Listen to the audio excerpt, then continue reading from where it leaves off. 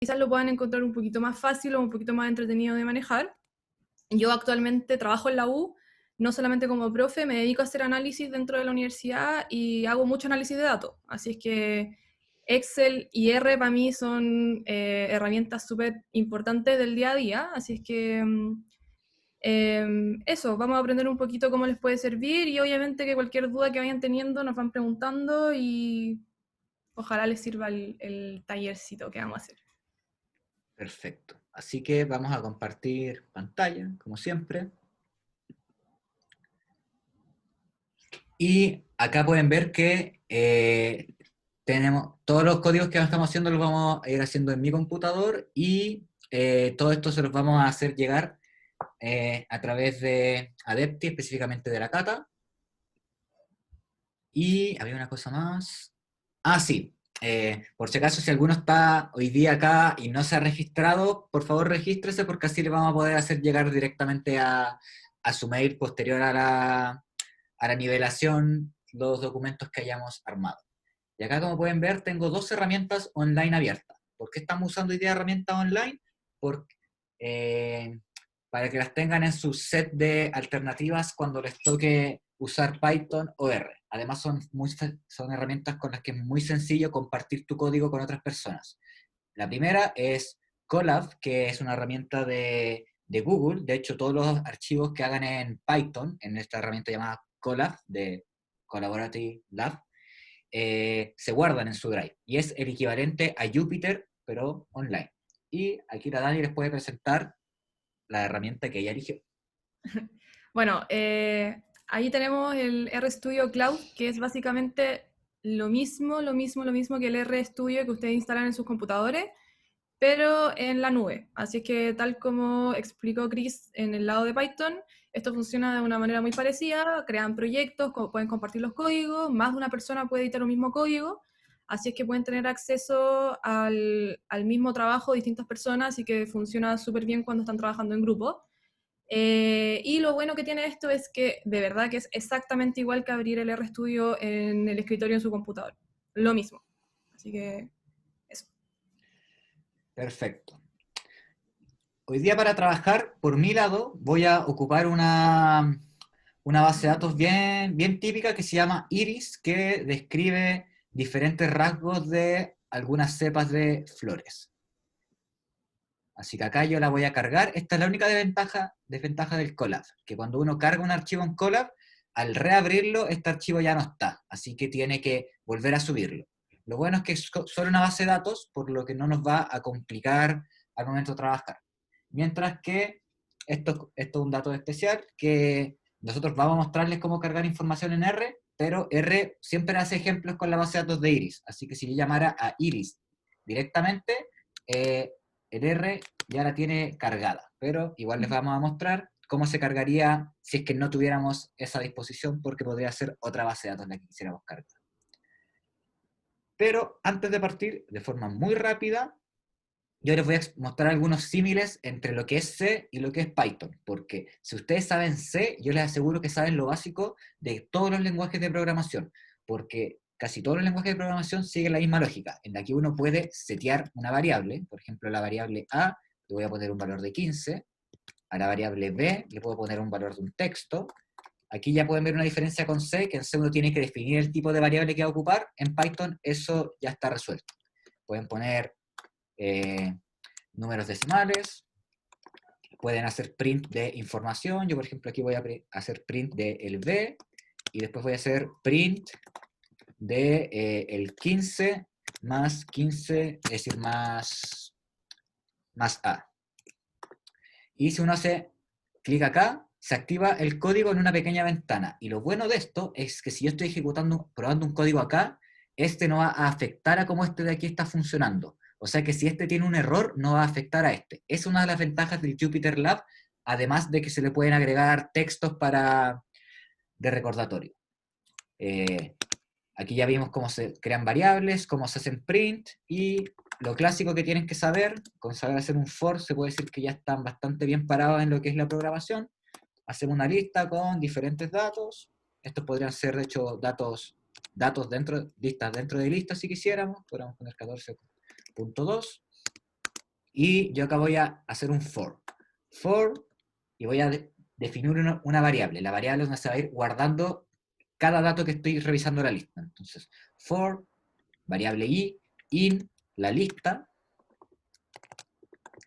dos puntos. Aquí hay una diferencia. En Python uno cuando hace un for o un while tiene que poner los dos puntos para que se entienda que todo lo que siga eso está dentro del for. Y tiene que tener esta indentación, que es apretar una tabulación que es la tecla al lado de la Q, para que se entienda que eso está dentro del for. Y acá yo simplemente voy a poner print i. Y si le doy play a esto, vemos que me escribe el 30, el 15, el 12, el 10, y como este era un dato, era una lista dentro de una lista, me escribe la lista completa. Con esa breve y muy breve explicación de Python a grandes rasgos, vamos a ir con Python para hacer minería de datos, que es lo que nos interesa trabajar. Y si ustedes conocen conceptos de C como un while, como un for, ustedes pueden buscar los comandos y van a pillar un montón de documentación, a veces complicada, a veces sencilla, busquen bien, que les va a ayudar a hacer estos diferentes símiles.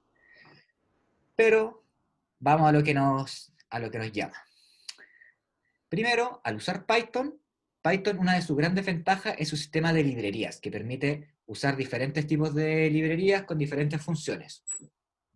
La que tenemos que ocupar nosotros hoy día es Pandas. Pandas es la madre, es la piedra angular de la minería de datos en Python. Y yo la voy a abreviar como PD, porque es una convención que en general se hace, y así no tengo que estar escribiendo pandas todo el rato. Y como ayuda en caso de ser necesario, voy a importar también NumPy, que es para el manejo de números y otra forma de manejo de datos. Y por último voy a importar matplotlib.pyplot as plt. Esta está enfocada a gráficos con funciones matemáticas. Y finalmente voy a cargar los datos. De aquí en adelante ya empezamos con nuestro primer proceso en la minería de datos, que es llamar a la información que vamos a ocupar. Entonces, como yo sé que mi base de datos tiene información sobre los iris de flores, voy a llamar a la variable iris. Y tengo que igualar esto, y ahora voy a invocar a pandas, ocupando pd, y esto se llama programación en torno a objetos. pd tiene muchas funciones disponibles para mí. Entre ellas hay una que se llama read CSV. Hay reads de otros tipos de archivos. Puede ser un link, puede ser un JSON, puede ser una base de datos en GitHub, puede ser un Excel, pero específicamente vamos a usar el CSV, que es Comma Separate Value, que es un tipo de datos un formato de Excel más sencillo de leer para los lenguajes de programación. Y acá yo sé que está dentro de content, así se llama toda esta carpeta, y después tengo que escribir iris.csv, que es el nombre del archivo, y si ejecuto esto, vamos a ver que no pasa nada. Pero ese nada es bueno, porque significa que no hubo ningún error. Eso quiere decir que se cargó la información. Si no aparece nada por pantalla, es porque yo no le pedí a mi código que me mostrara algo por pantalla. Ahora Dani va a explicar cómo hacer esto mismo, pero en R. Ya, bacán. Entonces, primero partir comentando que la diferencia que tiene RStudio con Python es que Python tienen que importar todas esas librerías para que un poco funcione con minería de datos, porque como dijo Chris, Python es súper versátil, no solamente hace minería de datos, hace un millón de otras cosas. Entonces, no es su principal función. Para eso tenemos que nosotros llamar a esas librerías y decirle, quiero hacer minería de datos. En cambio, R o RStudio está enfocado al análisis de datos, análisis estadístico. Entonces, todo lo que nosotros estamos importando en Python R ya lo tiene por default. O sea, ustedes al minuto que abren R, no tienen que importar ninguna librería para poder usar todas esas funciones. Existen librerías que hacen lo mismo, pero generalmente se usan cuando uno ya quiere hacer algo un poquito más avanzado o un poquito más lindo. Por ejemplo, si uno quiere hacer un gráfico ya un poquito más para poner en algún informe o algo así, llamamos a algunas librerías especiales. Pero en el caso de que queramos hacer algún gráfico básico, R ya lo tiene por default. Así que lo único que nosotros tenemos que hacer en R para partir es simplemente abrir el CSV, ¿ya? Entonces, tal cual en Python, creamos una variable que le podemos poner el nombre que nosotros queramos. En este caso, como dijo Chris, iris, porque representa a la base de datos, pero en verdad le podemos poner cualquier nombre. Y fíjense que en este caso, R lo que hace que la asignación de variable puede ser de dos formas. La primera forma es con la flecha, que es la que aparece en el código, que es la que más se usa. Pero R también permite el uso del signo igual para asignar valores. O sea, si ustedes quieren poner como iris igual algo, también es factible en el R, no hay problema. Ya pueden hacerlo con flecha con el signo igual. Y luego de esto nosotros ya podemos llamar también el comando read.csv, el cual utiliza tres argumentos que son los más típicos para que se lea todo correctamente. Primero, el file choose.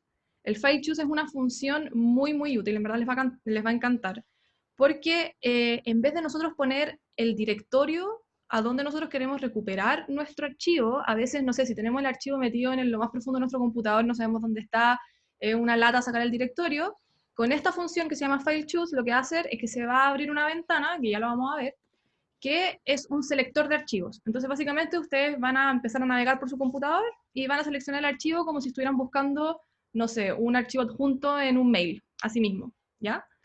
Luego, segundo argumento es decirle al R si nuestro archivo CSV, que tal como dijo Chris, también puede ser TXT, puede ser un JSON, puede ser un Excel, tiene distintos tipos, tiene títulos. Eso es súper importante, porque si nosotros no le decimos que tiene títulos, puede considerar que la primera fila es parte de los datos, entonces va a colapsar. Y tercer argumento importante es decirle al R cómo está separado el archivo, porque tal como comentó Chris también, el CSV es un comma separate value, que según el lenguaje del computador, o sea, por ejemplo, el idioma en mi computador puede estar en inglés, el de ustedes en español, francés, lo que sea. Cuando ustedes crean un CSV, generalmente por default puede ser coma o punto y coma, o también puede ser por tab o puede ser por espacio. Eso tenemos que decirlo, porque si no lo dejamos explícito, R no va a saber dónde cortar para formar las columnas. Entonces hay que dejarlo claro al momento de abrir el archivo. ¿Ya? Entonces, Chris, si puedes ejecutar ahí el comando. Si se fijan, ahí se abrió el selector de archivo. Entonces ustedes pueden navegar a través del computador, ir a la carpeta de escritorio, descargas, lo que sea, y abrir el archivo. Y la diferencia que tiene R con Python también es que en el lado derecho, donde dice environment, ahí arriba en una pestaña, van a aparecer todas las variables que ustedes van a crear, todas, ¿ya? Entonces, todos los data frames que ya vamos a explicar qué son, las variables numéricas, los vectores, todo va a aparecer ahí con una información muy, muy básica. Por ejemplo, ahí te indica que estamos abriendo una matriz o un data frame que tiene 150 filas y 5 variables, ¿ya? Entonces, después lo vamos a analizar, pero es para que se den cuenta que si todo funcionó bien, si el código corrió bien, no te tiene que tirar error en la consola, ni tampoco, te tiene que aparecer obviamente la variable en el lado derecho. ¿Ya? Eso, dale, Chris. Muchas gracias, Dani. Y ahora que ya pudimos cargar nuestra información, si nosotros estamos haciendo un proceso de analizar datos para obtener información de ellos, lo primero que tendríamos que hacer es conocer nuestros datos a grandes rasgos. Entonces, como yo ya los tengo guardados en esta variable llamada iris, yo simplemente voy a ejecutar un comando que sea iris. Oye, muéstrame iris. Y mira, qué interesante. Aquí tengo algunos ejemplos ya. Línea 0, separ.len. Ah, mira, estos son los nombres de las variables. Perfecto. Ah, mira, tengo una variable que no es un número decimal, es un texto. Quizás con eso tenga que trabajar un poco más. Y, mira, acá tengo tres puntitos que me indican ya del 4 vamos a saltar al 145, porque si no sería mucha información que mostrar. Y además son 150 rows por 5 columnas. Perfecto, ya puedo tener mi primer análisis, así que ahí los que son quizás más ordenaditos en un cuaderno, en su informe, en su Drive, van a escribir ya. Las variables con las que vamos a trabajar, que tiene nuestra base de datos, son estas. Quizás después solo elijamos algunas para trabajar, pero todas que están son estas 5. Bueno, en el R tenemos dos formas. La misma forma que en Python, que es llamar a la variable que contiene los datos, que en este caso sería iris, y nosotros ejecutamos eso. En la consola va a aparecer, a diferencia de Python, si el archivo es pequeño, o sea, tiene pocas filas, por decirlo, va a mostrar todas las filas. Si no, va a mostrar lo máximo que pueda y va a omitir el resto. Entonces ahí ya tenemos lo mismo, podemos ver las variables, podemos ver los valores y todo. La segunda forma, que a mí me gusta más porque es mucho más bonita y un poco más amigable, es hacer clic en la variable cuando se crea en el lado derecho. Chris, si puedes hacer clic. Si se fijas, abre una nueva pestaña que automáticamente te abre como si fuese un Excel. Entonces te muestra todo como en una tabla, mucho más bonito. uno puede poner, por ejemplo, el mouse arriba del nombre de las variables, entonces puedes saber qué columna es el número y de qué tipo. Entonces, por ejemplo, las primeras 4 te está diciendo que son numéricas, la última te está diciendo que es de caracteres porque son palabras. Entonces, queda mucho más amigable a la vista usar la pestaña que quizás usar la consola. Entonces, cuando son archivos pequeños que no tienen muchas filas, yo recomiendo mucho el usar la pestaña de R. ¿Ya? Em, ¿Cómo era el eso. head aquí, Dani? ¿Era punto head No, o era no, head? es head y adentro el iris, adentro del paréntesis. Eso. Súper. Y este Bueno, es el por si head ya. lo que hace, claro, el head lo que Dale. hace es que te muestra las primeras 6 filas de la data y como en contra está el tail, que es la función tail, que te va a mostrar los últimos 6, ¿ya? Que es lo mismo. Claro, eso. Ahí Y está. obviamente en Python permite lo mismo, pero el comando es diferente. Yo tengo la variable iris y una de las funciones que le puedo ejecutar, que heredó del pandas, que originalmente era, es la función head. Y me muestra los primeros 5 y el tails debería funcionar igual. Y me muestra los últimos 5, perfecto. Ahora, ¿qué pasa si yo quisiera hacer un análisis un poco más extenso sobre una variable? Entonces, yo tengo el iris y podría decir, me interesa saber cómo se comporta el el punto length. Entonces voy a llamar a esa función, a esa columna específicamente, sepal.length. Y si ejecuto esto, me va a mostrar solo esa columna. ¿Ya? Bastante sencillo. Y acá hay una cosa importante que se me fue a mencionar en la vez pasada, así que voy a agregar un código extra aquí. Que yo tengo la información, pero me gustaría hacer un primer análisis quizás rápido de la información. ¿Ya? Entonces, Python y obviamente R traen una función para un resumen rápido, que sería iris.describe. Y si ejecuto esto, me va a tirar un resumen de, mira, ¿cuántos datos hay de cada uno? 150, perfecto. ¿Cuál es el promedio? Estándar, el mínimo, el primer percentil y máximo. Súper. Veamos cómo sería en esto. Adelante, Dani. Bueno, entonces, para seleccionar una sola variable acá yo encuentro que es un poquito más fácil simplemente llamar a la data, que sería iris, y con el signo peso, si se fijan, van a aparecer todas las posibles variables que tiene la data. Entonces ustedes ahí con el mouse o con las flechas pueden seleccionar o escribirlo ustedes, y con eso ya están seleccionando una variable en específico, que si lo corremos en la consola se los va a mostrar como un vector. O sea, básicamente está diciendo que una columna es un vector de datos, ya que es lógico. Y tal como mostró el describe Chris, acá existe lo mismo, pero que se llama summary, que se puede hacer el summary de toda la data. eh, por ejemplo, summary de iris, que es todo el data frame. Y si se fijan, la diferencia que tiene este summary con el de Python es que el de Python solamente mostró las variables numéricas a las cuales le puedes sacar una media, una desviación estándar, un mínimo, máximo, etc. En cambio, R tiene la capacidad de diferenciar de qué tipo son estas variables y hacerte un resumen estadístico según el tipo. Entonces, por ejemplo, las primeras 4 variables te está sacando un resumen estadístico de un mínimo, el primer cuartil, la mediana, etc., porque son variables numéricas. Pero en la última variable, que es la especie, te está diciendo, oye, es una variable de caracteres, entonces como que no te puedo tirar el mismo resumen estadístico, pero voy a tratar de hacer lo que yo puedo y va a lanzar esto. ¿Ya? Acá después vamos a ver algo específico con esta variable que quizás les puede servir para sus bases de datos. Lo vamos a ver después para explicarles bien, así que dale, Cris. Genial. Y digamos que ustedes en su código de Python quisieran este mismo resumen, pero de una sola variable. Entonces pueden copiar este mismo texto. Lo estoy haciendo en 2 códigos diferentes. Ahí uno va viendo cómo le queda más cómodo ordenar y hago el mismo describe. Pero ahora solamente me va a describir esa respectiva columna, ¿ya? Para que sepan que todas las funciones que ustedes utilizan, pueden obtenerlas, pueden hacerlas específicas de un tipo de dato. Y existen muchas otras funciones que pueden ir conociendo con el tiempo. Por ejemplo, si yo quisiera saber cuál es el máximo, derechamente puedo tomar, hacer esto y listo. Me cuesta, ese es el máximo valor que tiene el sepal.len. En caso de que no lo hayamos detectado acá, que aquí también me lo dice. Bueno, en el caso del R es exactamente lo mismo. Si ustedes quieren hacer un summary de solamente una variable, es simplemente, en vez de summary de iris, poner summary de iris, signo peso y la variable que ustedes quieran calcular. Y en ese caso sería lo mismo, un mini resumen estadístico. Y tal como dice Chris, también en el R, si ustedes necesitan alguna función especial, por ejemplo, calcular la media, calcular la desviación estándar, calcular el máximo, es lo mismo. Fíjense igual es la diferencia de sintaxis que tienen ambos programas.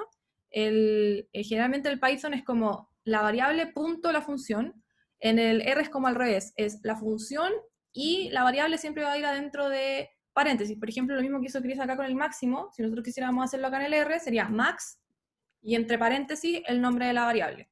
Eso lo puede hacer Chris ahí en el R. Perfecto. ¿Ya? Y ahí lo mismo va a tirar el 7,9. ¿Ya? Dale, Chris. Perfecto. Ya, y ahora que estamos continuando con estas como formas de ver los datos, vamos a continuar con estas, seleccionando ciertas filas y columnas según su índice. Claro, en más de alguna ocasión, nos podría interesar revisar una fila específica, porque la columna ya vimos cómo se hacía, iris, y especificamos qué columna queríamos. Pero si estuviéramos hablando de la fila, si yo quisiera ver la fila 0, por ejemplo, yo tengo que llamar a iris y llamar a una función llamada iloc, que en este momento no me acuerdo qué abreviación era de una palabra en inglés, y digamos que yo quisiera la fila 0, entonces voy a poner un 0, coma, y esto es como es una matriz, si yo pusiera 0,0, me buscaría ese valor, pero yo quiero el 0 y todos los valores posibles. 2 puntos. Y por si acaso, esto que pasó aquí es porque la Dani, que también es administradora de este R, ahora ella está haciendo algunos cambios. Por eso no podemos trabajar los dos al mismo tiempo, pero esto me avisa, oye, cuando tú quieras reconectarte, aprieta el reconnect. Ya Yo estoy por mi parte lista. voy a decir, perfecto, voy Dale a nomás. seguir aquí con Python y voy a ejecutar esto. Y, bueno, esta es la descripción de la fila 0. Quizás me podría interesar la fila 10. Muy bien. Sí, quizás por ahora esto parece algo súper vago y no muy importante, pero vamos a ver en un futuro por qué nos serviría analizar filas, porque a veces hay ciertas filas que tienen características que nos podría interesar en nuestro proceso de minería de datos. Bueno, en el caso del R, el trabajo de las variables según, o sea, de los data frame como índice, no sé si podemos como contestar preguntas del chat al tiro si es que las pillamos.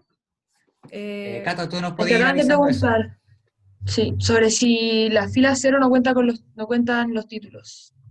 Pablo No, Flores. Generalmente no, porque generalmente, es que depende, en Python la fila 0 siempre va a ser la primera fila de la data porque ya por default está leyendo que el título ya no es una fila, entonces ya está considerando el título como título.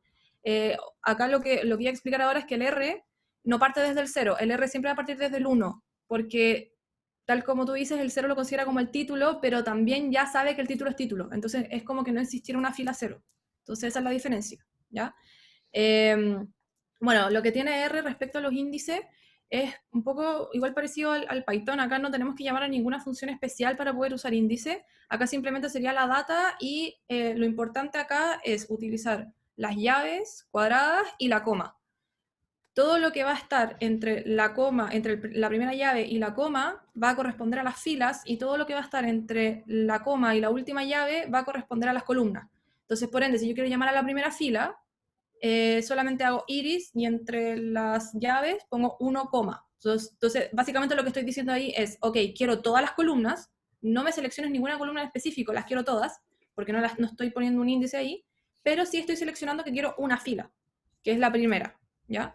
Yo puedo llamar cualquiera, puedo llamar a la fila 129 si quiero, o a la 100, ¿ya? Chris, dale, cualquiera. Ya, dale. Y cualquiera. Y fíjense ahí, de hecho, en la consola, al lado izquierdo, te dice el número de la fila, que es la misma a la que tú llamaste. Entonces, ahí está como la data de esa fila, ¿ya? Em, bueno, para seguir con esto, si queremos llamar columnas, por ejemplo, yo quisiera llamar, no sé, una sola fila, pero solamente dos columnas, o todas las filas, pero solamente algunas columnas, puedo seleccionar solamente columnas y decir, por ejemplo, ya quiero la fila 3 y 4. Entonces, Chris tendría que poner ahí 3, 2.4, o en un vector 3,4. Ya esto es programación básica, en verdad. Si tienen dudas como con qué es un vector y eso, nos pueden preguntar después. Pero fíjense ahí que lo que pasó fue, ok, yo quiero todas las filas de la data, pero quiero solamente dos columnas, no quiero todas las columnas. Y entonces con eso ya empezamos a hacer como lo que vamos a ver más detalle después, un poco de filtro. ¿Ya? El dos puntos, que lo van a ver harto, el dos puntos sirve, desconozco si en Python se puede usar también, pero en R se usa mucho para cuando quiero cosas secuenciales. Por ejemplo, quiero todo lo que hay entre el 3 y el 35 en este caso. O todo lo que está entre A y B, todo lo que está entre los dos puntos, quiero todo lo que está ahí de forma secuencial. ¿Ya? Eso también es útil, muy, muy útil. Dale, Cris. Súper. Ya, aquí un dato, esto ya es uno de los primeros procesos importantes que uno tiene que hacer al momento de trabajar con una base de datos, es poder detectar si tengo valores que están en nulo, porque los valores que están en nulos muchas veces es porque hay errores en la base de datos, porque la persona no llenó bien el dato, y uno tiene que poder saber qué hacer con ellos. Y lo primero que tenemos que hacer es identificar si hay datos nulos. En Iris, es decir, en Python, nos permite usar la función .not_null. Y esto nos va a devolver una información que se ve muy buena, pero en verdad no nos va a servir mucho en un principio, porque nos va a decir true en caso de que no sea nulo. O sea, lo que hizo aquí fue detectó este valor y dijo, oye, ¿es nulo? ¿No es nulo? True. O sea, este dato existe, este también existe, pero yo no tengo ni idea qué pasó en estos tres puntitos de acá. Y eso ya es el primer error donde van a ver que Python, que R tiene un poco de ventaja. Así que yo voy a hacer un pequeño truco, que es que además de mostrarme esta información, le voy a pedir que me la describa, porque así yo puedo obtener mayor información sobre el data frame, este corte de datos que estoy usando. Y ahora lo veo. Ah, mira, aquí cambió. Aquí me dice que hay 150 datos, 150, 150, 150, perfecto. Y me está diciendo que todos son únicos, o sea que todos son iguales. Y me está diciendo que son true, true, true, true, true. Si aquí fuera true o false y aquí dijera 2, ah, mira, aquí ya veo que hay casos donde hay valores que están vacíos. Este gráfico es súper, es decir, esta tabla es súper útil, pero veamos cómo sería en R. Bueno, en R es un poquito más intuitivo, ¿ya? No es necesario hacer la tabla para saber si es que existen o no datos faltantes, porque si nosotros hacemos iris.isNull, si no me equivoco, Chris, es que no estoy... Eso, isNull, iris, perdón, me confundí con el Python. Inmediatamente lo que va a hacer es decirte falso, o sea, te está diciendo que en la base de datos no existe ningún dato faltante, están todos completos. Lo importante aquí también es que esta función se puede hacer para cada variable si uno quisiera, ¿ya? Entonces, por ejemplo, imagínense que esta base tuviese datos faltantes, lo que hubiese pasado es que después de la ejecución de este código tuviera tirado verdadero, pero tú necesitas saber dónde están los datos faltantes. Entonces, lo importante es analizar quizás por variable.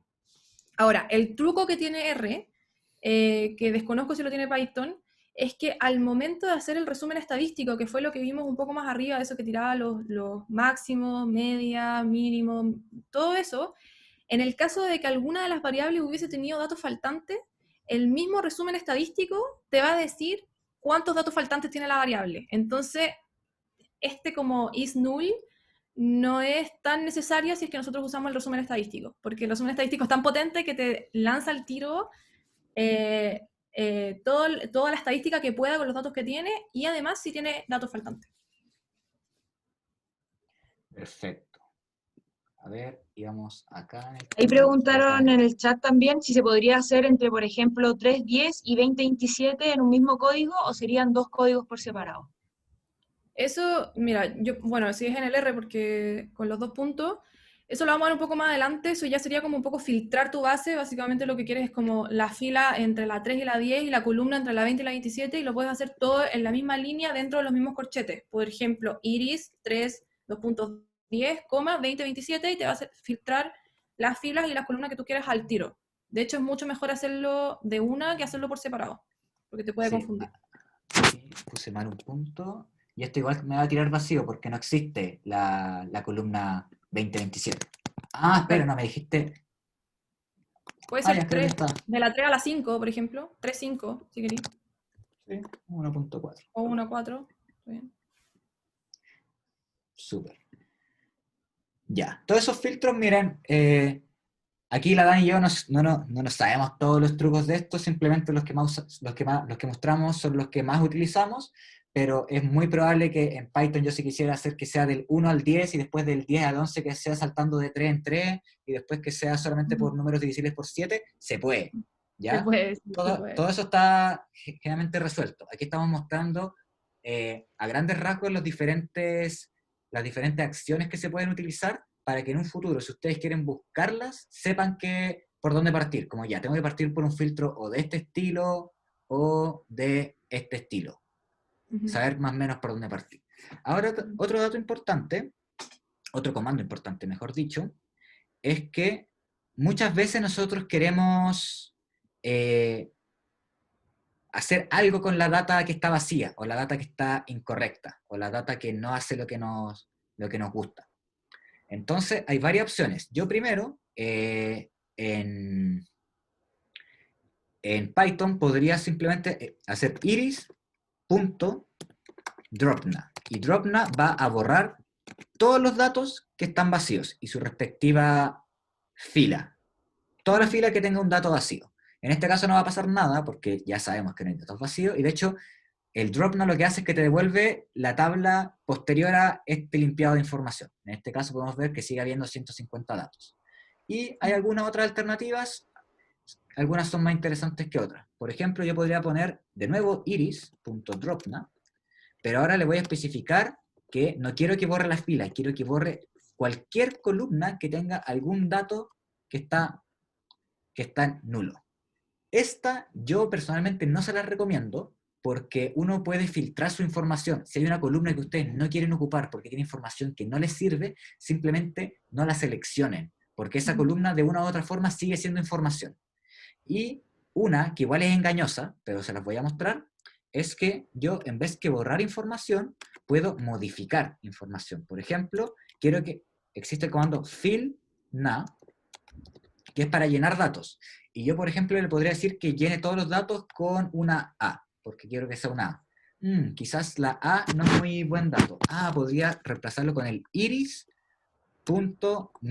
Y eso me llenaría todos los datos vacíos con el promedio de ciertas columnas de datos. Ahí uno puede ir jugando y la respuesta es lo que nosotros queremos que entiendan es que ustedes si quieren reemplazar ese dato, pueden hacerlo. La respuesta que ustedes tienen que buscar es con qué dato me conviene. ¿Me conviene cambiarlo? Podría dejarlo nulo, podría hacer un análisis de todos los nulos quizás.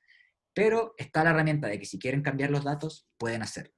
En este Ujú. caso yo podría hacerlo o no, no va a cambiar en nada, porque, ya, la x es una variable que no existe, así por un 1, y me los va a reemplazar todos, pero igual que antes, como no hay nada que cambiar, no va a afectar. Bueno, en el caso del R es lo mismo. Si nosotros, bueno, lo que dijo Chris, yo recomiendo siempre, si no quieren trabajar con los datos faltantes, es eliminar las filas, nunca eliminar las columnas. Entonces, en ese caso sería na.mit y dentro de los paréntesis iría la data, que en este caso sería iris, ¿ya? Entonces, na.omit, eso. Entonces, básicamente lo que hace esto es lo mismo que el drop NA de Python, que es que te elimina todas las filas que en alguna columna tengan NA, que en este caso no hay NA, por ende no va a borrar ninguna fila, pero es lo que debiese hacer. En el caso de que sea por columna, acá R no tiene esa modificación que hizo Python de que si yo agrego axis igual 1, eso no existe. Acá lo que si nosotros quisiéramos hacer, si es que queremos eliminar alguna columna, es simplemente filtrar la base o no seleccionarla. ¿Ya? Ahora, también podemos reemplazar por la media, todo eso, Pero la verdad, como comentábamos ayer con Chris, eh, el tratamiento de los datos faltantes es un mundo, entonces eh, siempre tienen que estar súper como de acuerdo con lo que van a hacer con los datos faltantes, no simplemente tienen que llegar y reemplazar por la media o por la desviación estándar o por la mediana, porque quizás van a terminar con unos modelos súper con overfit que en algún momento lo van a ver o que en verdad no va a representar la realidad de los datos.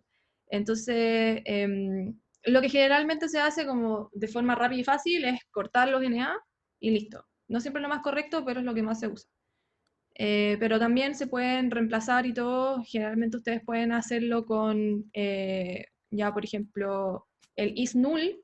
El isNull no solamente te sirve para identificar si es que la base tiene NA o no, también te sirve para identificar dónde está este NA y tú lo puedes reemplazar. Eso ya es un poquito más avanzado en el R, quizá eso ya implicaría un poquito programar, que es un for unif, no es más que eso, y podemos de toda la variable ir cambiando los valores y reemplazarlo por algo ya como la media o la mediana o lo que sea. Eso.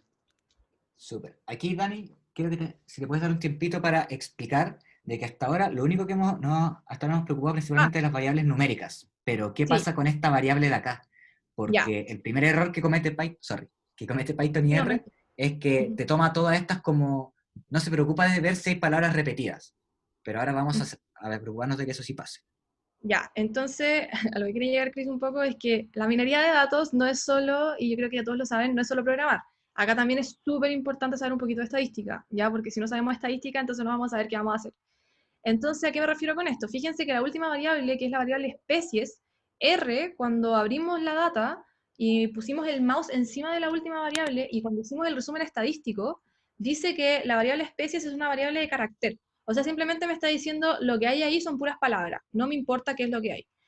Entonces, no siempre, al final, el primer consejo que les voy a dar es como, no siempre se fíen del software, acá el software va a hacer lo que ustedes les dicen. Entonces, ustedes también tienen que tener conocimiento de con qué data están trabajando. Y por eso es súper importante hacer el análisis, que es lo que estamos haciendo ahora con Chris, porque si se fijan, la última variable no cumple la misión de ser solo palabras, cumple la misión de etiquetar a cada una de las filas. O sea, básicamente te está diciendo esa variable que es de carácter nominal, o lo que se conoce en el mundo de R es que es una variable de factor, que tiene niveles, o sea que tiene valores únicos y que cada fila va a tomar uno de esos valores. Por ejemplo, yo ya conozco la base, por ende yo sé que la variable especies puede tomar tres valores, que es virgínica, cetosa y no me acuerdo cuál otra, ya, pero son tres valores.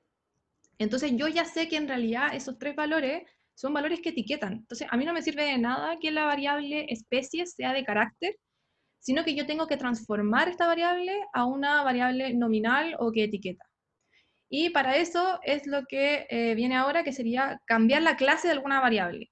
¿Ya? Entonces, en este caso lo que nosotros hacemos es llamar a la variable, o sea, nosotros tenemos que indicar la variable específica a la cual nosotros queremos hacer el cambio, y hacemos as punto y el tipo de variable, en este caso factor, pero puede ser as punto numeric, as punto carácter, as punto string, as punto... Existen un millón de tipos de variables que ustedes pueden buscar en internet y en la primera página sale toda la documentación de todas las clases que existen, al igual que en Python, y pueden cambiar la variable, o sea, pueden cambiar la clase de la variable. Entonces, en este caso, lo que yo voy a hacer, o lo que está haciendo Chris, es, ok, voy a cambiar la clase y la voy a cambiar de carácter a factor, o sea, la voy a convertir en una variable nominal. Y, y en ese caso, si Chris lo ejecuta, fíjense que ahora me está diciendo que la variable especies es de factor. Y cómo nosotros podemos ver este cambio, lo podemos ver en el resumen estadístico, porque si se acuerdan, el resumen estadístico que lanzamos al principio me tiraba como algo nada que ver con la variable de especie, que era como, tenéis 50 datos, son de carácter, pero no te puedo dar más información. En este caso, lo que hace R cuando una variable es de factor, dice, ah, esta variable es nominal. Por ende, el mejor análisis que yo te puedo hacer es una tabla de frecuencia, o sea, una tabla para decirte cuántos son de cada uno de los niveles que hay. Y en este caso ya me está diciendo, ah, mira, tienes 50 datos que son cetosa, tienes 50 datos que son versicolor y tienes 50 datos que son virgínica. Entonces con eso ya también te ahorras un millón de, por ejemplo, hacer un gráfico de barra o filtrar o hacer muchas cosas. Ya con eso tenéis mucha más noción de los datos. ¿Ya? Rodrigo dice, ¿cómo podría saber cuántas palabras diferentes hay? ¿Existe algún comando o simplemente es con conocimiento de la variable? Ya, claro, eso. Si tú transformas la variable a factor, R inmediatamente lo que va a hacer es identificarte todos los valores únicos o todos los niveles que puede tener esa variable. Entonces tú con un simple summary ya te dice cuántos niveles tiene. También existe otra función, que no la pusimos ahí, Chris, que se llama unique, que también te dice todos los niveles que toma esa variable, todos los niveles, los posibles niveles. Esa misma. Ahí está. Y ahí te dice, ahí están los 3 valores, setosa, versicolor y virgínica. Esos son los 3 posibles valores que puede tomar la variable. Súper. Y ahora para el caso de Python, denme 2 segundos. Tenía esto anotado y se me perdió. No sé si te acuerdas tú, Dani, me ayudaríais con eso, si no, ¿De denme qué? 2 segundos. De cómo era el conteo de las columnas en Python, que lo tenía anotado pero se me borró. A ver. ¿El conteo de las columnas? Lo mismo que hicimos pero en Python. Como que me cuenta las columnas como una... A ver, iris, variety. A ver si usaba el describe, déjame revisar qué era lo que pasaba. Okay. Unique. Ya miren, aquí por ejemplo me dice que hay de 3 tipos, pero me falta saber cuáles son, que me las cuente. Esa parte es la que se me perdió. Así, pero se las vamos a mandar cuando hagamos el- la guía posterior. Disculpen, esa parte se me extravió de la pauta que tenía. Al final, eso es como lo que hacíamos en SPSS de las variables como que son texto, transformarlas a números para poder contarlas, ¿o no? Exacto. Cuando queríamos hacer Exacto. como gráficos de torta y cosas así, teníamos que Claro. transformar las variables a nominales, porque si no, no te calculaba frecuencia. Ya. Buena, Ujú. buena, buena. Eso Oye, mismo. Chris, creo que es con PD unique, ¿puede ser? A ver, Unique. Y ahí, si no me equivoco. como esto es un PD, debería funcionar el unique. No, sí, PD unique, Ahí está. punto Ahí está. unique y pone. Bueno, ahí está. Ok, entonces una combinación entre esas dos que hice. A ver, aquí voy a poner un para hacer una descripción de ellas. Y acá puedo poner un iris punto, es decir, iris variety punto unique. Super, ahí tenemos esas dos informaciones. Estas partes de aquí fueron saliendo, así que cuando se las mandemos a estar completadas, pero lo mismo que vimos, resumen estadístico de una sola variable, eliminar las filas, cambiar las filas, etc. Ahora nos vamos con un tema que nos importa más, que es la filtración de datos, ¿ya? Nosotros muchas Oye, veces vamos a tener, ¿te escucho? una consulta. A Python es necesario decirle como qué tipo de variable es. Por ejemplo, si es... No, esa es una de las ventajas de que, bueno, de hecho hoy en día casi todos los lenguajes de programación ya tienen resuelto que las variables tú les puedes especificar qué tipo de datos son, pero no es una obligación especificárselo antes. ¿Por qué pasa esto? En C tú especificas siempre el tipo de variable para que solo pueda tomar un entero, un texto, un decimal. Acá partes al revés. La variable puede ser del tipo que tú quieras, pero si quieres le puedes especificar para que cuando la gente ingrese datos no esté con error. Que no sé, si tú dices ingresa un número, la persona no te puede escribir 4 con letras, sino que tenga que escribírtelo directamente con el teclado, con un valor numérico. Ya, dale, gracias. Súper. Entonces, muchas veces, en este caso en Python, nosotros vamos a querer filtrar información. Quizás no me interesa ver todo el frame de datos, quizás me interesa ver uno en específico. Entonces, en Python hay que usar 2 comandos. Primero, yo tengo que crear una nueva variable del subframe de datos que estoy ocupando. Puede ser el nombre que ustedes quieran. Yo ocupo subframe porque visualmente me ayuda el que el texto que esté leyendo tenga sentido con la variable que estoy ocupando. Y acá voy a llamar a iris y voy a especificarle, ya, oye, yo quiero iris, pero voy a querer iris y que el sepal.length sea mayor a 5.1. E incluso yo podría decir que el sepal.length sea mayor a iris.sepal.length.min, o sea, todos los que sean mayores al promedio, para que sepan que ahí pueden ir jugando con las diferentes formas que tiene esto. Yo lo voy a ejecutar y si no pasa nada, vamos a estar bien. En este caso me equivoqué, puse un punto de más. Lo ejecuto y no pasó nada, lo cual es bueno, como vimos antes, porque significa que la información se cargó bien. Y si quisiéramos una descripción de esta información, simplemente voy a llamar al frame y voy a pedir que me lo describa. Bueno, entonces aquí ahora son 70 datos, no son 150. Ah, y ahí van cambiando las medias, y con eso uno puede aplicar todos los conceptos que ya hemos visto. Yo incluso podría poner simplemente subframe, y quizás un punto head para no tener tanta data, y me aparece. O incluso pongo subframe, derechamente va a mostrar todo y me dice, ahora son 70 columnas. Genial. Y significa que solo 70 datos están arriba del promedio. Bastante interesante. Antes de darle el pase gol a la Dani, voy a mostrarles otro ejemplo de que uno además puede filtrar por más variables, porque acá solo estoy ocupando el sepal.length. Quizás me interesa filtrar por un segundo tipo de dato. Así que voy a crear un segundo subframe. Puede ser el mismo nombre variable o pueden ocupar otro. Y vamos a aplicar lo mismo. Voy a poner iris, voy a abrir este corchete cuadrado y ahora voy a tener que poner un paréntesis para el primer filtro que quiero ejecutar. Iris, sepal.length, aquí para no poner tanto texto solo voy a poner mayor a 5.1 y voy a ocupar la letra I, bueno, el símbolo de AND. Y voy a agregar otro. Voy a abrir otro paréntesis y voy a poner iris. Y ahora en vez que usar un mayor igual, voy a ocupar un igual, derechamente. Y quiero que la variedad que esté ocupando sea igual. Esto es igual, igual, porque seguimos en un lenguaje de programación. Si ponen igual les va a tirar error. Y quiero que sea virgínica. Y tiene que estar obviamente dentro de comillas, porque el computador no sabe leer texto, solo sabe leer, el texto no lo toma como numérico. Ejecuto esto, y igual que antes no pasó nada, pero veamos qué pasa si pongo subframe2.describe. Ejecutando, y voilà. Ah, mira, ahora son 49 datos, o sea que de los 70 originales que tenía, 49 son de virgínica. Veamos cómo sería esto, pero...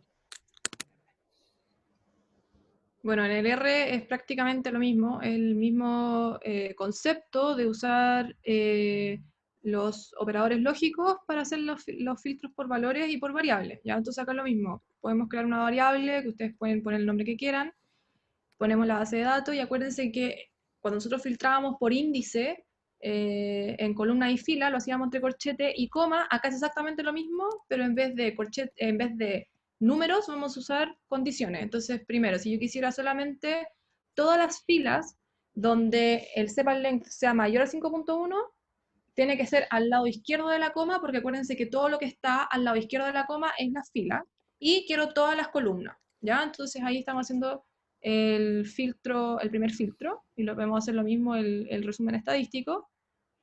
Y fíjense que la diferencia que tiene R con Python para llamar a la variable es de lo que vimos al principio, que acá para llamar a la variable es la base de datos, signo peso y el nombre de la variable, ¿ya? Si ustedes hacen eso, debería funcionar el primer filtro. Debería dar lo mismo. Aquí son, te está diciendo, por ejemplo, ya, de los sepal.length que son mayores a 5.1, tenemos 14 que son setosa, 46 que son versicolor, 49 que son virgínica, y toda la data, o sea, como todo el resumen estadístico de todas las otras variables, ¿ya? Si queremos hacerlo con más de una variable, es exactamente lo mismo que en Python, también se usa el ampersand como el AND. También podemos hacer filtros de igual igual con el texto entre comillas, porque lo mismo, no podemos leer el texto sin comillas. Eso. Hay que Chris termine de escribir eso para que lo revisemos. Creo que es con minúscula, Chris, en la base que está en el R, el virgínica. Sí. Y ojo que te saltaste el 5,1, lo tiraste muy para la derecha y lo borraste el primer filtro. ¿No esto? Ah, ya, Sí, que no pero entendí. mal, Sí, mal, sí, sí. Oye. casi, casi. No, me cuesta trabajar bajo presión. Ya, está bien. Súper. Y por si no lo notaron, aquí hay una cosa donde el R es más poderoso que el Python. Aquí me identificó al tiro también la recurrencia de esto. ¿Por qué? Porque esto aún hereda lo que la Dani hizo arriba, de convertirlos en un factor y que los clasificara de esa forma. Entonces aquí yo ya sé que son 49 virgínicas, y de hecho acá me lo sigue indicando, y me dice, oye, son 00 y 49. Bastante entretenido. Ujú. Ahora, muchas veces también les van a pedir ordenar valores, porque es, es algo lógico que a uno le pueden pedir. Así que voy a poner iris.sort-values y en base a qué quiero que se ordene. Quiero que se ordene en base al sepal.length. Ejecuto esto y voilà, ahora están ordenados de menor a mayor por el sepal.length. Por default, esto siempre va a ser de menor a mayor y obviamente nosotros podemos modificarlo. Podemos pedir que sea descendente, ascendente, así que voy a copiar este mismo código que tengo acá, lo voy a pegar aquí y sería, espérame un segundo, ya, como dije, esto siempre es ascending, entonces hay una variable que se llama ascending, y yo voy a decirle ya, el ascending en este caso va a ser falso, o sea, no ascending, por ende descending.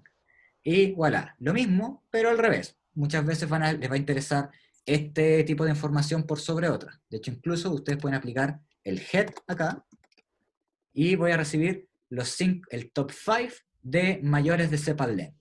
Buena, ahí ya estamos obteniendo información que podría ser muy útil, o quizás no nos sirva para nada. Va a depender de lo que estemos tratando de investigar en nuestro proyecto.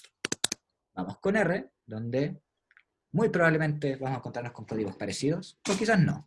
Adelante, Dani. Cuéntame. ¿Cuál es la diferencia, como lo que veíamos, por ejemplo, en base de datos, que también hacíamos esa selección de ascending y descending, como el puro La, idioma, ¿o no? Eso es. La única la diferencia es el lenguaje.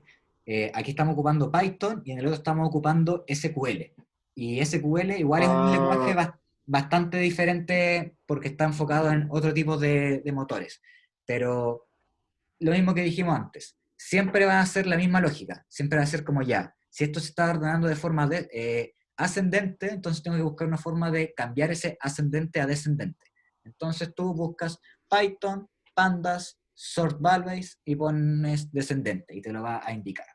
Ahora veamos cómo sería esto, gracias. pero con Daniel. Adelante, Dani. Bueno, en R, muy parecido, tenemos la función order, que si Chris puede escribir el código lo van a ver mucho más fácil. Lo estamos escribiendo en una variable solo para que no se modifique la data original, ¿ya? Entonces, básicamente lo que hay que hacer es decir, ok, yo quiero toda la data, pero ordénamelo según la siguiente variable. Y eso fíjense que tiene que ser dentro de los corchetes, porque al final el orden es un poco aplica como si fuese un filtro, es como si nosotros quisiéramos filtrar por alguna variable, pero también ordenada, ¿ya? Entonces, Chris, si puedes ejecutar esa maravilla. Ok, Te a faltó ver. la coma. La coma después del paréntesis. Eso. Gracias. Ya, entonces si No nosotros pasa. queremos verlo, llamamos a la variable y ahí está. Lo que hace por default el order, si es que no le damos ningún otro argumento, es que ordena de menor a mayor, si no me equivoco, de forma ascendente. Si nosotros queremos hacerlo de forma descendente, lo único que hay que hacer es poner un signo menos al lado de la variable. O sea, como que al final nosotros queremos dar vuelta.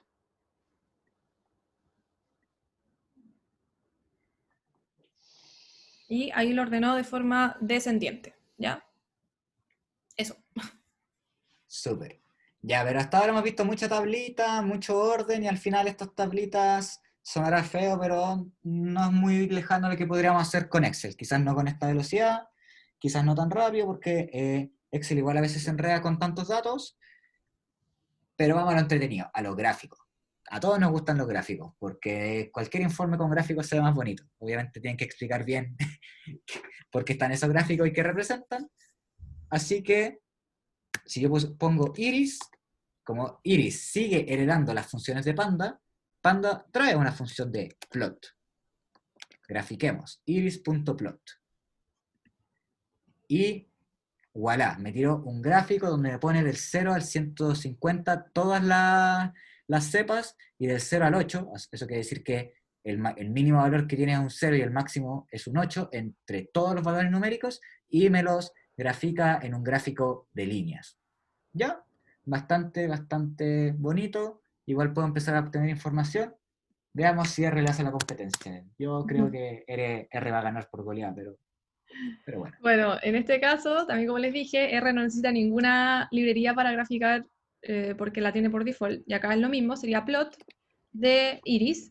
Y yo creo que acá, perdón la expresión, pero pata en la raja porque te tira un gráfico excelente entre todas las variables, que es un gráfico de dispersión de todas las variables con todas las variables. Fíjense que el único gráfico raro sería los que están en la última fila o en la última columna, porque tienen que ver con la variable especie, pero recuerden que la variable especie es una variable nominal, entonces en realidad como que esos gráficos no están representando nada. A nosotros lo único que nos interesa es lo que está hacia arriba de esa fila y hacia la izquierda de esa fila, que son todos los gráficos de dispersión. O sea, al final acá lo que estamos mirando es la relación que tienen todas las variables con todas las variables. Entonces, para partir, para hacer un gráfico básico, es muy útil porque al final, en vez de estar haciendo un gráfico por cada una de las variables o por cada par de variables, ya R con solo un plot nos tira el tiro en la dispersión entre todas con todas. ¿Ya? Y aquí ya podemos ver ciertas relaciones. Por ejemplo, aquí vemos una entre el Sí. petal y el petal widget, y así uno puede Arriba ir también jugando. más. Sí. Y esto está en buena onda que hasta me deja descargarlo. Así como, ya cabros, ya tengo el gráfico, vamos a ponerlo en nuestro informe. Lo pueden Qué copiar, ni siquiera lo tienen que descargar, lo pueden copiar y pegar. qué pantallazo? Mejor voy directo con Y usted, con claro, la al descarga. descargarlo o al copiarlo, se les va a abrir una ventana que les va a decir como en qué tamaño lo quieren, hasta así como para bajar o subir la calidad. Así. Demasiado bacán. Dani, Dime.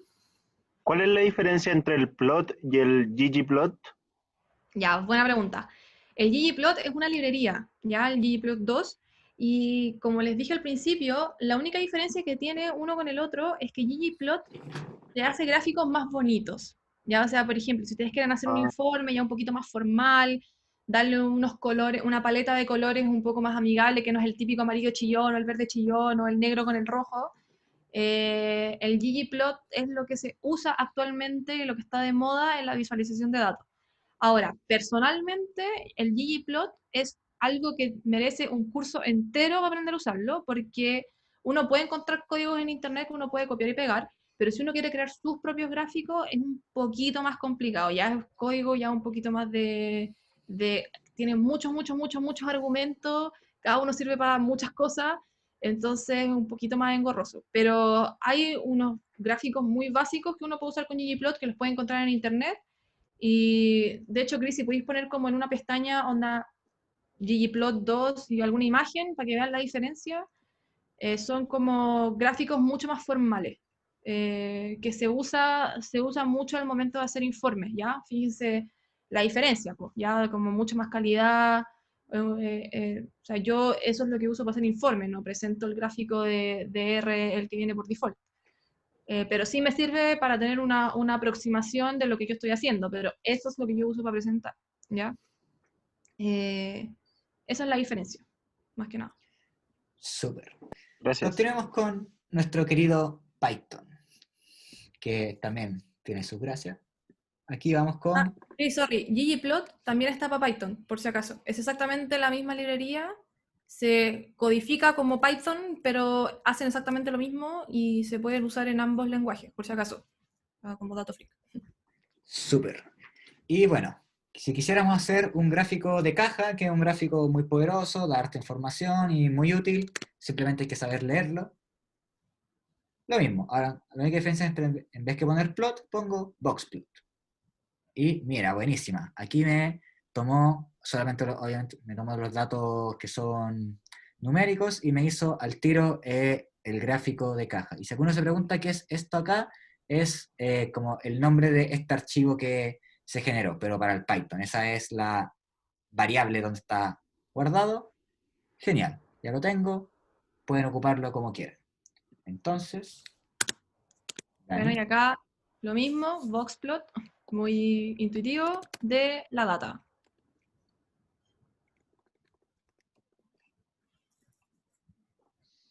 Y exactamente lo mismo, ahí tenemos el gráfico de boxplot, que ambos debiesen ser exactamente iguales. Te tiene que mostrar exactamente lo mismo. Si le haces zoom, probablemente se va a ver el nombre de todas las variables abajo, que es porque no tiene muy poquito espacio, entonces se acomoda el gráfico. Dame un segundo. Ahí sí. Ahí está. Se tiene, Sí. según el espacio que tengas para poder mostrar el gráfico, se va a ir acomodando y se van a mostrar todos los nombres de variables. Acá la diferencia que pasó, fíjense que este boxplot te hizo también el boxplot de especies, que no tiene sentido porque no es una variable numérica. ¿Ya? Entonces también, como que hay un Lo poco... intentó. Ujú. Súper. Ya chicos, ya nos va quedando poquito. Sabemos que ha sido harto hasta ahora, pero vamos que queda ya lo último. A ver, ¿qué me toca a mí? Gráfico de caja. Ah, no, este era tuyo. Este lo copié para mí.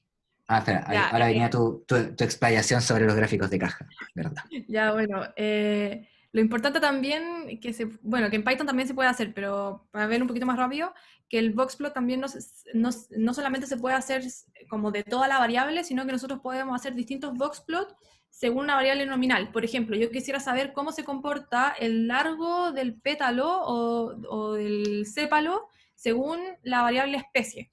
Entonces yo puedo hacer boxplot de iris y alguna variable, que puede ser, no sé, sepal length o petal length, tiene que ser alguna variable numérica. Si puede ir escribiendo Chris ahí, por favor, mi ayudante Chris. Sí. Dame un segundo, estaba buscando en qué parte iba. Creo que era acá. Era este. Ya, eso. Entonces lo que ustedes hacen es como boxplot de una variable numérica y la colita de chancho y la variable nominal. Entonces ahí lo que estamos haciendo es decir, ok, yo quiero saber cómo se comporta la primera variable según la segunda. Y la segunda es una variable nominal. ¿Ya? Generalmente siempre se hace así. Entonces, si se fijan, ¿eso ya lo ejecutaste, Chris? Aquí va. Estaba arreglando un par de cositas.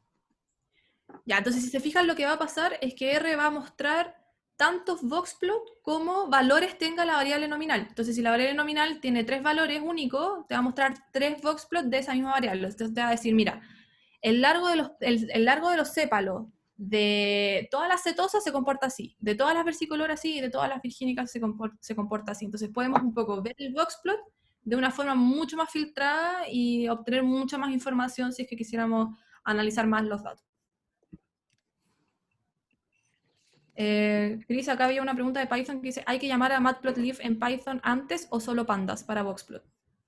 Para el boxplot solamente es necesario pandas y el matplot. A ver, mira, ahí igual me pillaste. Yo siempre llamo a las 3 y estoy tan acostumbrado a llamar a las 3 que hay veces que el boxplot funciona, pero quizás el renderizado, por ejemplo, acá me dice que es matplotlib, lo ejecuta. El renderizado es por el matplotlib. La creación y distribución y cálculos es a través del boxplot. Por eso hay pandas y matplotlib casi siempre van de la mano. Porque todo lo que es como diseño de imagen es a través de matplotlib. Y la ejecución de la información que llega a eso es a través de pandas, específicamente boxplot. ¿Respondes a tu pregunta? Sí, gracias. De nada. Dale con el gráfico de línea, Dani, de una variable. Ah, ya. Bueno, el gráfico de líneas, si ustedes se fijan, podemos hacer, de hecho, esta parte en una sola, como para hacerlo más rápido. El gráfico de líneas no es más que nada que un gráfico de puntos donde se une con líneas, ¿ya? Entonces, por ejemplo, si yo quisiera hacer el gráfico de una variable, por ejemplo, el sepal length, va a pasar lo siguiente. Debería mostrar... No, Chris, borra el type, solamente para mostrar como el gráfico de puntos, como va a partir por ahí. Si ustedes grafican una sola variable, por default, si es numérica, lo que va a hacer es que va a mostrar el gráfico de puntos. O sea, va a ir graficando punto a punto cómo se comporta la variable.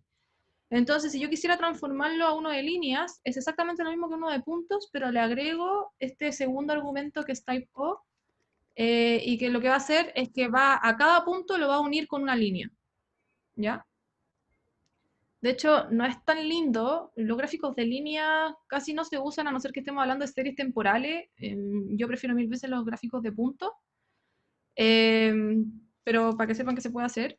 Y lo otro que había puesto ahí para hacer es que también se puede, por ejemplo, ordenar si quieren los datos dentro del gráfico para que te grafique los datos, no sé, ordenados de un lado para otro, si quieren graficar más de una variable. Ahí ustedes pueden, en verdad pueden jugar mucho con los gráficos. Yo diría que la única diferencia que tiene Python con R en este caso es que Python en este caso está, como explicó Chris, está renderizando con Matplotlib como al tiro, entonces está tirando como gráfico un poquito más bonito, que es lo que haría en su caso ggplot en el R. Ojo con eso. Pero ustedes igual pueden usar esto y modificarlo. Si ustedes le agregan más argumentos que los pueden buscar en internet, le pueden cambiar los colores, le pueden cambiar la paleta de colores, la LED, el tipo de letra, los títulos, los ejes, pueden hacer todo lo que quieran. En Python es exactamente lo mismo. Sí, por Dale, si Chris. acaso ese gráfico en Python sería algo así. Yo tendría que llamar a la data que quiero graficar. En este caso va a ser el iris. Voy a pedirle que haga el sort de los values. Sort values, petal, length, sorry, así estaba escrito, punto length. Y después voy a pedirle que grafique esa información específica. Petal.length.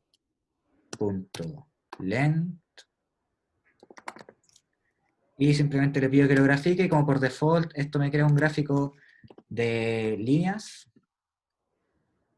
Me genera... Aquí son un poco diferentes porque están ordenados de forma diferente, pero se ve un gráfico Al revés, igual los de... creo. Pero está igual de hermoso, así que yo no me quejaría. Ya. Ahora una desventaja que quiero que como arreglar es que acá me ponen los 4 gráficos juntos y a mí igual me gustaría poder tener la información de forma independiente. Y una opción sería como ya, iris, pero que solo sea el iris con esta variable y bla, bla, pero son 4 ejecuciones de código que podría haber la opción de dejarla en una. Entonces voy a poner iris.plot y además voy a mostrarle otro gráfico que en este caso no suma nada, creo yo, pero para que vean que existen diferentes tipos de gráficos.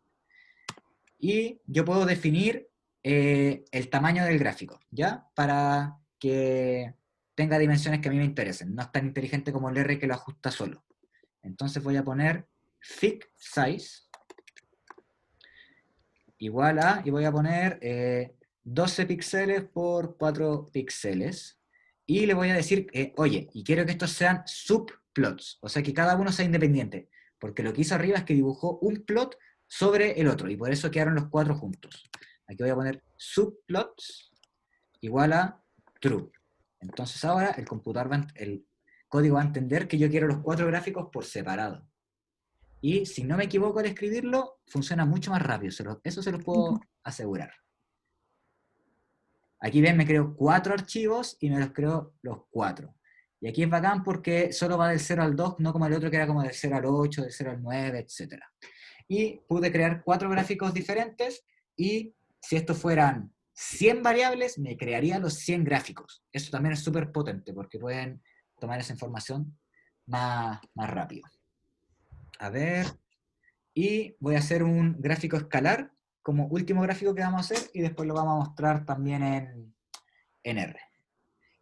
Que básicamente yo quisiera comparar dos variables. Me gustaría hacer un iris, voy a hacerle un plot, y a ver, si yo puse plot y después puse punto área para que fuera un gráfico de área, supongo que si quiero hacer un gráfico escalar, mira, aquí está, scatter plot. Y yo tengo que definir qué quiero que sea el eje X y qué quiero que sea el eje Y. Entonces voy a poner X igual a, veamos el petal.widget y coma, y quiero que sea el petal.length. Si bien nosotros ya vimos que R hace todos los gráficos de esto de forma automática, aquí estamos viendo cómo hacer uno específico en Python. Y le voy a especificar un alfa de 0.5 para los grosores de las pelotitas que van a ir apareciendo. Ya, buenísimo. Ahí vemos mi bonito gráfico. Veamos qué pasaría con R, que voy a Bueno, decir lo que va a decir la Dani. Es muy en fácil, R ¿cierto, Dani? es simplemente plot de la variable, coma, la otra variable. Y automáticamente lo que hace R es graficarte, hacerte un gráfico de puntos donde en el eje X va a ir la primera variable y en el eje Y va a ir la segunda variable. Ahí ustedes pueden seleccionar las dos variables. Obviamente, tienen que notar que el comando plot de R se va a ir ajustando según el tipo de variable que nosotros vamos agregando. ¿Ya? Por eso hemos usado el plot harto y nos está tirando distintos gráficos porque se va a ir adecuando a lo que nosotros vamos haciendo, o sea, los tipos de variables. Entonces, ahí está. ¿Ya? Exactamente lo mismo. Y es solamente plot de X, Y. ¿Ya? Nada más que eso. Perfecto. Entonces vamos a ir con nuestro último ejercicio del día y en este caso vamos a hacer nuestro primer clúster. Lamentablemente yo no hago tanto clúster en Python, así que no tengo tantas como diferencias que enseñarles, pero en general funcionan bastante bien para identificar y obtener información de sus datos. Yo específicamente quiero que mi clúster sea con la información de el sepal.length y de el sepal.widget. ¿Qué debo hacer después? Bueno, voy a llamar a una función que va a ser camins. Espero que todos sepan lo que es un camins. Si no, es un algoritmo de clustering. Y esta, por si acaso, esta es la variable que le puse camins y esta es la función camins. Son cosas diferentes.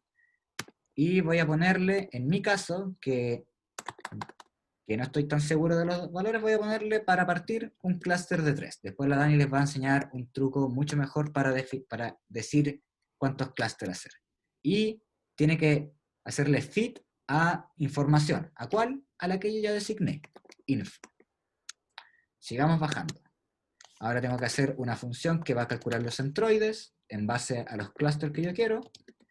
Y esto se va a almacenar en una lista. Sé que esto suena complicado, pero con el tiempo uno le va agarrando el truco a los comandos. Después voy a pedirle que me printee los centroides en caso de que los quieran ver. Se van a ver como variables bastante poco agradables, pero va a seguir siendo algo muy fuerte. Y por último vamos con el plot. Plot.scatter, así que ahora estoy haciendo un gráfico de Skater. STLT, por si acaso, este es del matplot. Aquí estoy llamando directamente a matplot para que me haga el gráfico. Voy a decirle que un eje tiene que ser el iris del sepal.length, que es la primera variable que ocupé, y después el iris del sepal.widget.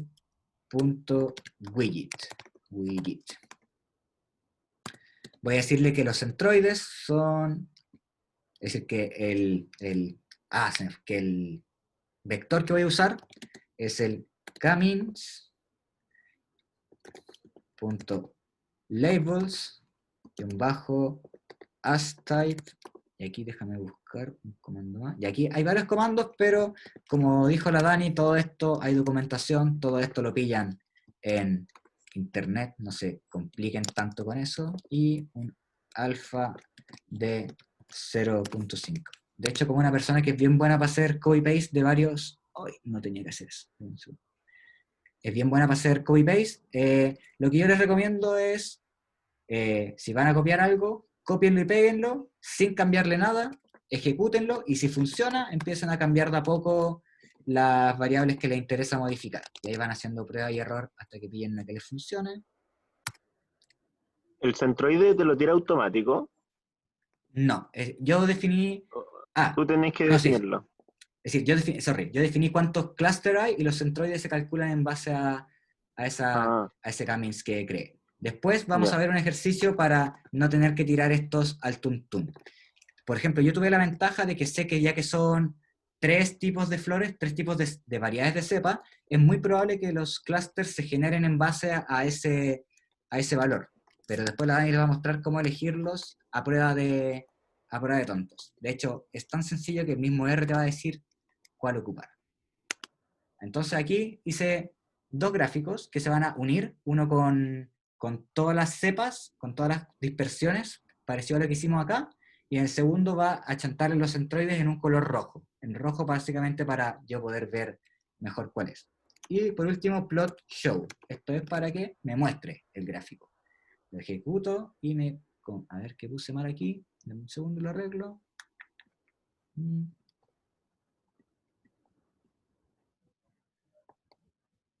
A ver, ahí era. Puse un espacio de más. Y me carga. Me carga cuando estas cosas pasan, pero arreglémoslo rápido. Me había comido este info.head, por eso. Genial, ¿sabes? Es muy tonto el error que cometí, pero es que me dice, oye, no sé qué es K-means, y es porque yo nunca importé esa librería. Aquí es donde R vuelve a ganar ventaja. Import, a ver, lo tengo aquí guardado.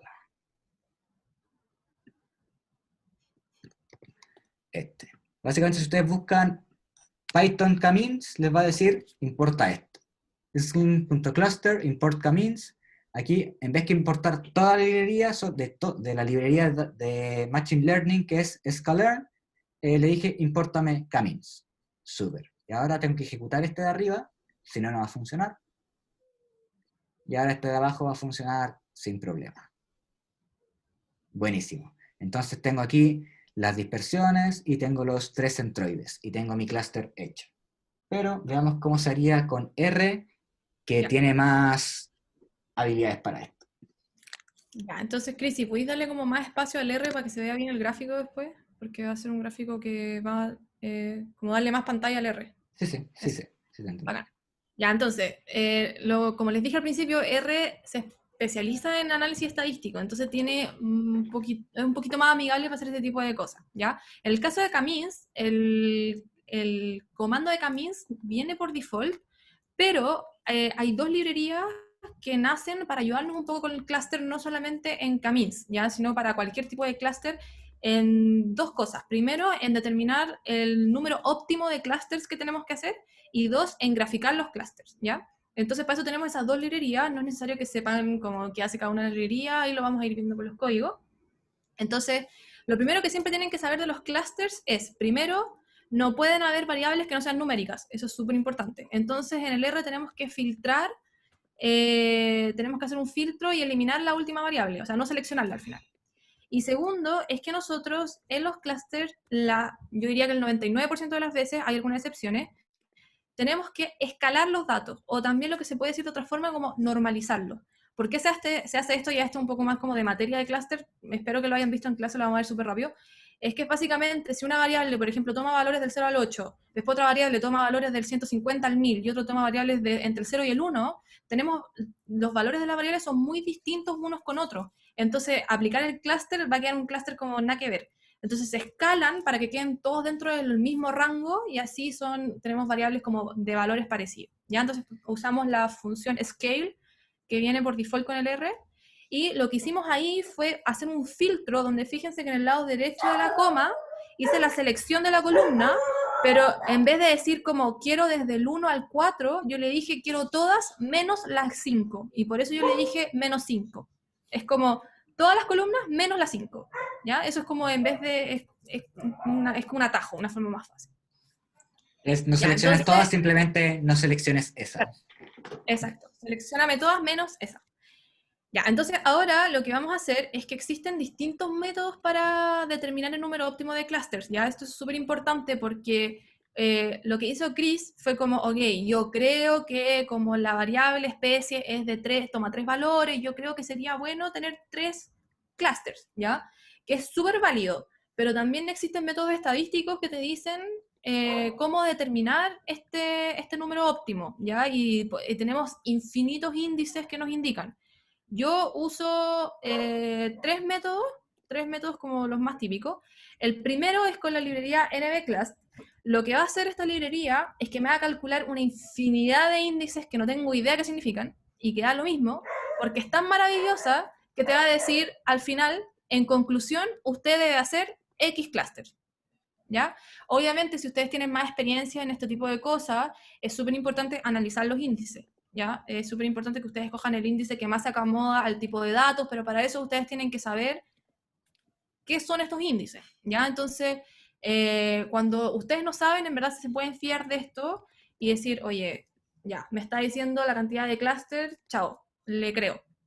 Entonces, Chris, si puedes ejecutar esa maravilla, que creo que te pusiste 2 veces un igual al lado del 2. Eso. Esto, por si acaso, no es que nos subamos estos códigos de memoria, son códigos que uno No, oye, tiene guardado por copy-paste. ahí, los copy-paste y sabe que iba cambiando Sí. cosas.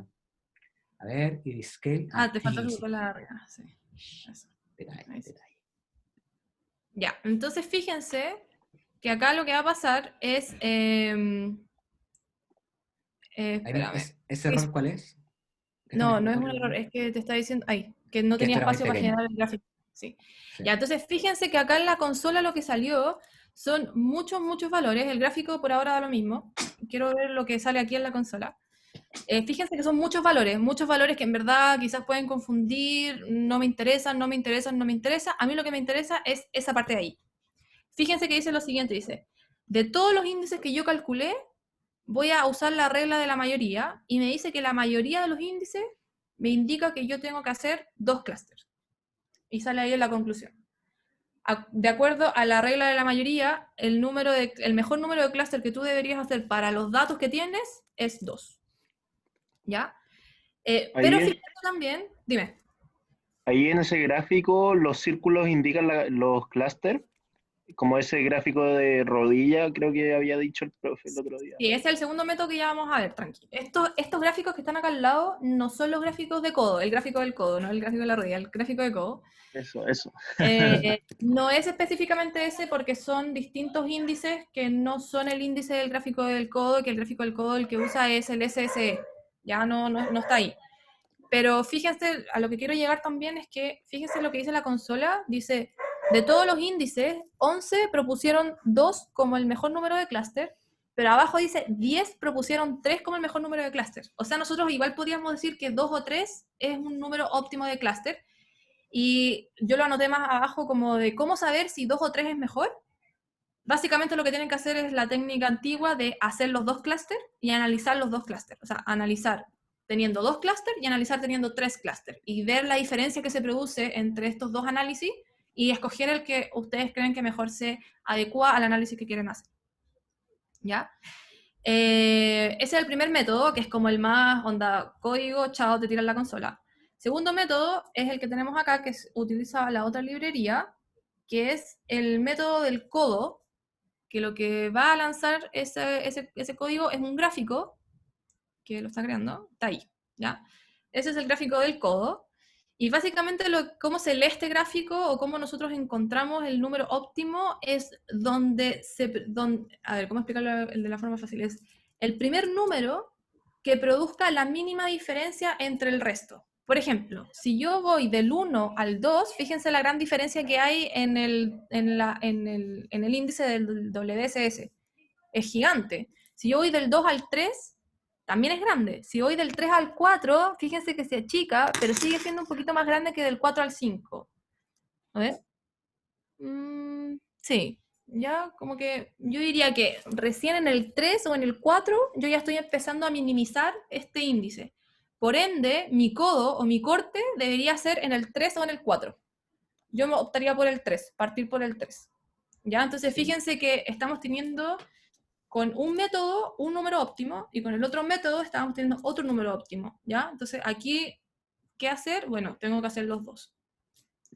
Y el tercer método es otro índice que se llama el índice de Silhouette, que es básicamente otra medida aparte del WSS, y que también lo que hace es súper óptimo, te genera un gráfico que tiene otro índice y te marca con una línea dónde está el número óptimo de clusters. Ya, o sea, no hay que ni siquiera para confundirse, fíjense. Ya, o sea, el mismo gráfico te está diciendo el 2 es el número óptimo de clusters. Ya, o sea, de los 3 métodos que tenemos, de los 3 métodos, 2 me dijeron que 2 era el mejor y 1 me dijo que 3. Yo igual haría 2 y 3 porque para comparar. Y bueno, Súper. ya que sabemos esto, ya que sabemos cuál es el número óptimo de clúster y no lo tiramos a la chunte, porque obviamente tirarlo a la chunte no es lo más lógico, creamos el clúster. Lo que yo hice fue, al igual que el Python, o sea, usé ¿cómo se llama? El comando camins, que viene en el R, no viene de ninguna librería, está en el R, el camins. Usé la variable, usé la data con escalada. Luego le dije cuántos números de clúster quería, que en este caso tendría que ser 2 o 3, yo le puse 3. Y el tercer argumento es básicamente el número de iteraciones que queremos que haga el código hasta que converja toda la cuestión. Generalmente se parte en 25. Si ustedes lo cambian a más iteraciones, pueden cambiar un poquito los resultados, pero no hay tanta diferencia. Ojo con eso. Son como igual números que ya vienen definidos de por sí y que ustedes pueden encontrar mucha información respecto a eso en Internet. Y por último, lo que hacemos es usar la librería FBIS Cluster y graficamos los clusters. Lo puedes correr, Chris. Y la diferencia que tiene este gráfico con el de Python es que si se fijan, es que no solamente te muestra los puntos ni los centroides, sino que además te dice qué dato pertenece a cada clúster. ¿Ya? O sea, por ejemplo, podemos igual diferenciar cuáles son las observaciones que pertenecen al rojo, cuáles son los que pertenecen al verde y cuáles son los que pertenecen al azul. ¿Ya? Un poco como para decirles como qué hacer después de esto. Esto no lo vamos a hacer en el R, sino como qué es lo que debiesen hacer.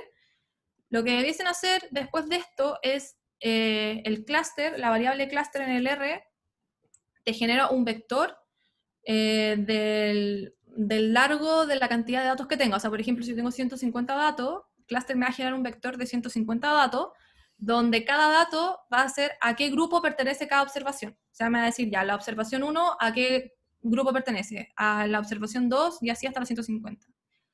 El proceso para analizar Cluster es mucho más simple de lo que creen y es básicamente hacer estadística descriptiva de cada uno de los grupos. O sea, lo que ustedes debiesen hacer es tomar ese vector, agregarlo a la data, o sea, como crear una nueva columna que contenga esos como números de grupos, que también creo que nosotros no lo vimos en el SPSS, pero crear como esa nueva columna y luego decirle al R o al Python como, hola, quiero que me hagas un resumen estadístico de el grupo 1 o del grupo 2, de todas las variables para el grupo 1, de todas las variables para el grupo 2 y de todas las variables para el grupo 3, o de la cantidad de grupos que tengan. Y así ustedes pueden crear un poco y identificar cómo se comportan estos grupos. Por ejemplo, ¿serán cetosa, versinica y no sé cuánto separados tal cual?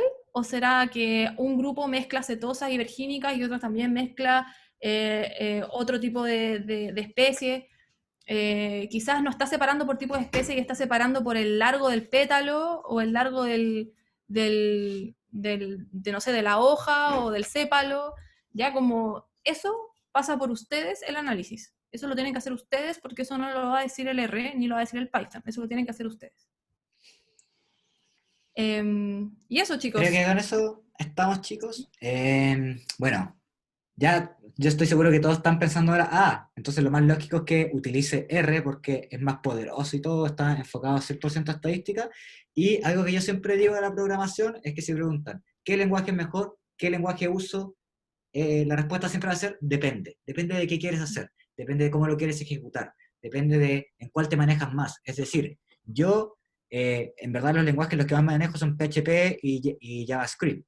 También me manejo bastante en Python porque me ha tocado hacer clases, y si a mí me pidieran que hiciera minería de datos, yo usaría Python, porque es el lenguaje que manejo.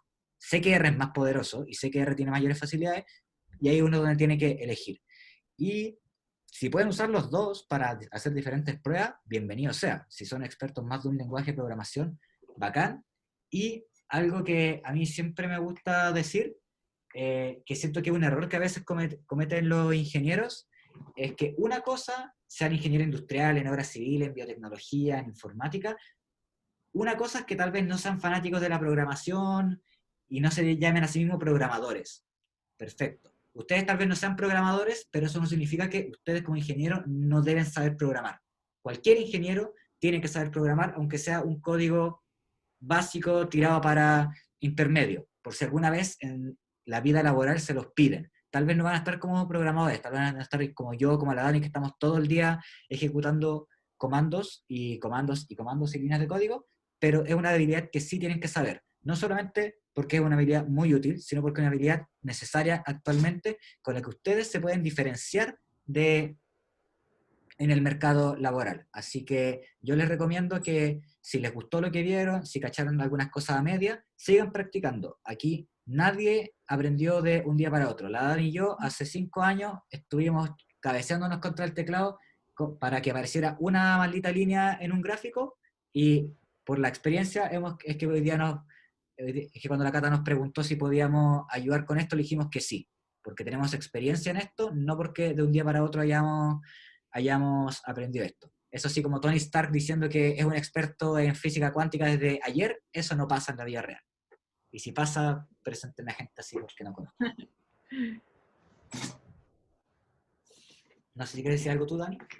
No, estoy completamente de acuerdo. Lo único como agregar que obviamente que cualquier cosa que necesiten, le pueden decir a la Cata que se contacte con nosotros, que les den nuestros correos, mientras, yo siempre digo, mientras yo tenga el tiempo para poder contestar, puedo contestar todas las dudas que necesiten. Yo trato de ser súper a disposición de todos mis alumnos siempre, cuando hice clases de Lab, del LEC, para los que me conocen por eso, cuando fui profe de Progra también.